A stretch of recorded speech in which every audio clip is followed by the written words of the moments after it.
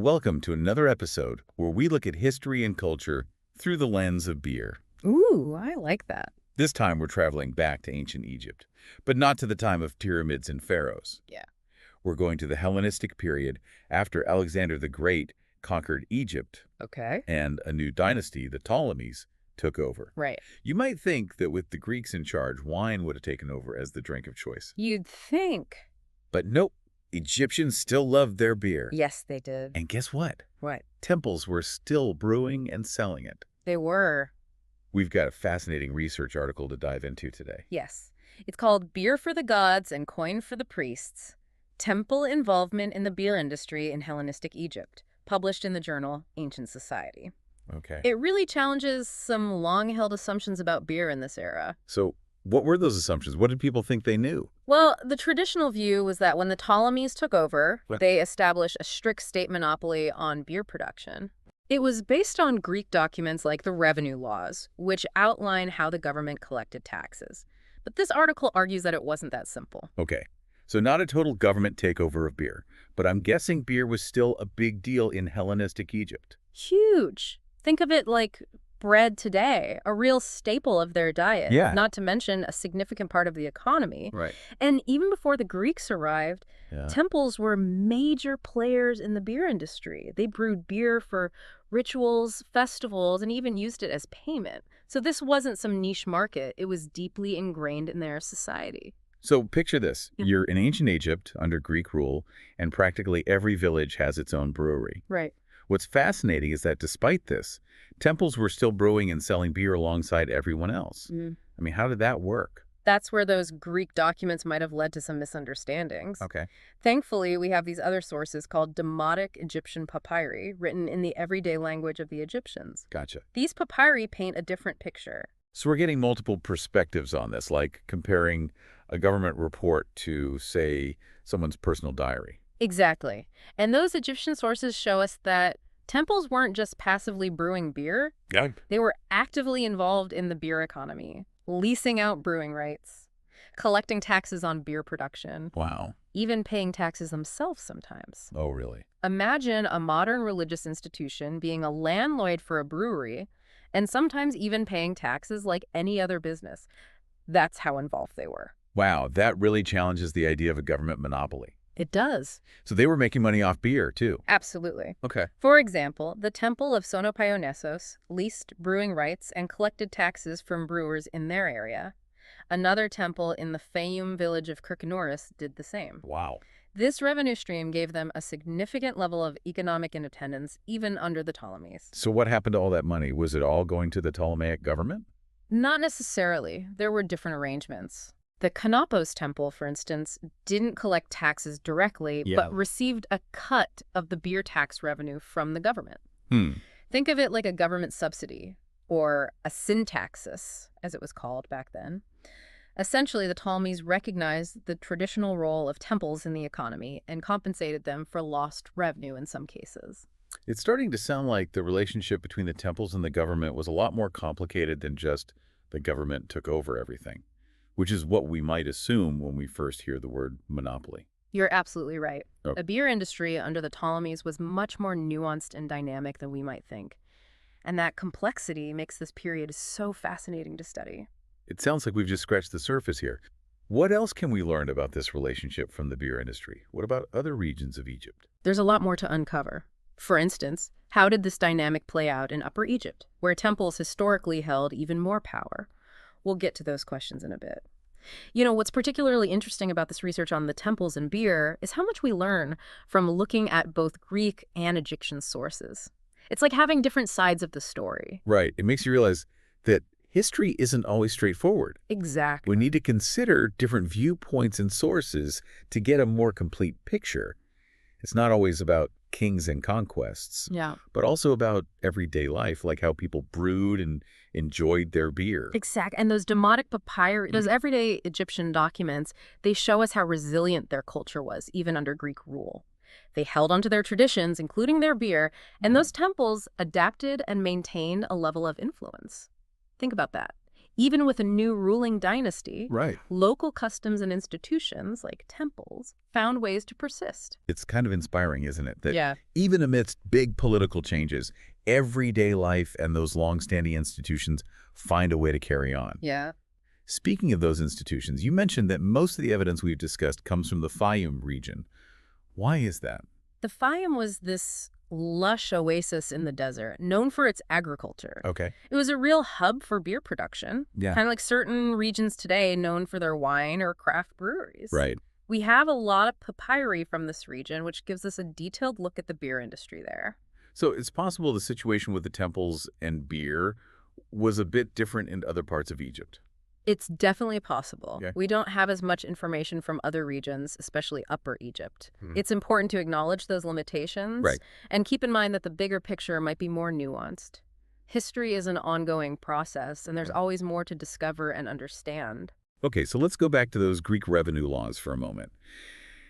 If they didn't exactly establish a beer monopoly, what were they all about? Essentially, there were regulations for managing state revenue. Okay. They outlined how the Ptolemies would lease out the right to collect taxes on things like goods and services, Right. including beer. So the Ptolemies were interested in keeping the money flowing, as most governments are. Exactly. They were pragmatic rulers focused on consolidating their power and Yeah. enriching the kingdom. And the revenue laws show us how they went about that. They weren't necessarily trying to take over every industry, Yeah. but they were certainly keen on controlling and taxing them. And it's through those Egyptian papyri that we see how temples fit into this system with their brewing operations, leases, and even tax payments. It paints a more dynamic picture than we might initially imagine. Absolutely. But, it's interesting to consider how the actual brewing process worked back then. I mean, how did they make this beer that was so central to their lives? I've always wondered that. What did ancient Egyptian brewing actually involve? Well, luckily for us, they left behind clues in their texts and through archaeology. Okay. The basic ingredients were barley, water, and yeast. Mm-hmm. Pretty similar to what we use today. Yeah. But they developed some pretty sophisticated methods for their time. Oh, tell me more. For instance, they would bake barley into a bread called bapir and use that to brew. They also used dates and other fruits for sweetness and flavor. And they had different names for various types of beer, suggesting different strengths and qualities. Interesting. Imagine, even back then, they weren't just drinking one generic beer, Right. but experimenting with ingredients and crafting a range of brews. So maybe those ancient Egyptian brewers were the original craft beer enthusiasts. Yeah. It's amazing to think that something we enjoy today has roots going back thousands of years. It is, and their expertise went beyond brewing. They even had quality control measures. Really? Officials inspected the barley, and there were regulations for hygiene and equipment cleanliness. They understood that impure ingredients or dirty equipment could ruin a batch or even make people sick. That makes a lot of sense. Yeah. Food safety was important, even back then. So they had good beer, but where did they drink it? Out of clay mugs, I imagine. They did have clay cups, Okay. but also more elaborate ceramic and metal goblets for special occasions. Oh, wow. They even had special jars with narrow necks to keep the beer fresh. Interesting. Clearly, they put a lot of thought into their beer, from the brewing process to how they enjoyed it. It's fascinating how something as seemingly simple as beer can reveal so much about a civilization, from their technology and trade, To their social customs, and religious beliefs. You're right. And in this case, beer gives us a unique window into the relationship between temples and the state in Hellenistic Egypt. And that relationship, as we've learned, was a lot more complicated and interesting than we might have initially thought. We've seen that the temples weren't just passive bystanders. They were active participants in the beer economy, with varying levels of autonomy and engagement with the Ptolemaic government. Speaking of engagement, we've mainly focused on the economic aspects of beer, but we can't forget its role in ancient Egyptian culture and religion. Yeah, it's true. We've been talking a lot about the business side of beer, but for the ancient Egyptians, it was also a big part of their spiritual lives, wasn't it? Absolutely. Beer was an offering to the gods. Right. They believed that sharing their beer with the deities would bring them favor and blessings. Imagine, instead of lighting a candle at a temple today, people were offering up a nice cold brew.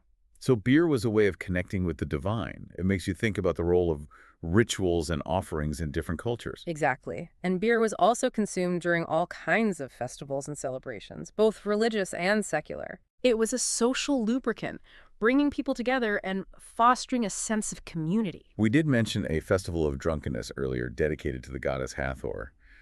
What exactly went on there? Well, as you can guess from the name, it was a pretty lively event.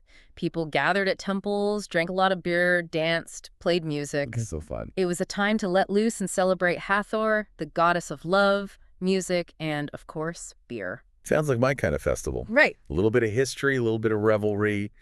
But these festivals weren't just about having a good time, were they? No, they had a deeper cultural and religious significance. Right. These festivals were a way to honor the gods, to experience a sense of community, and to reaffirm their cultural identity. It's kind of like how we celebrate holidays today. They might be fun, but they also have a deeper meaning that connects us to our culture and traditions. Speaking of connections, we touched on the fact that Egyptian beer wasn't just a local drink. It was actually traded throughout the Mediterranean. That's pretty impressive for the time. It is. The Ptolemies had these vast trade networks, and there are records of Egyptian beer being shipped to places like Greece and Rome. So Egyptian beer was making its way to the heart of the classical world. That's quite a journey for a drink brewed from barley and dates. Imagine that ancient Egyptian beer being enjoyed in the bustling markets of Rome alongside all those wines and other exotic goods. Yeah. It really highlights the interconnectedness of the ancient world and how something like beer could bridge different cultures. It's incredible to think about how this one beverage has been a part of human culture for millennia. We've gone from brewing in ancient Egyptian temples to craft breweries all over the world today. And yet, the basic idea of brewing, fermenting, and enjoying a good beer remains the same. It's a testament to human ingenuity and our enduring desire for, well, a good drink. Yeah. It's fascinating how those simple ingredients can create something that brings people together, sparks celebrations, and even connects us to our past. We've learned so much today. From challenging the idea of a strict beer monopoly to exploring the complexities of temple involvement in the industry.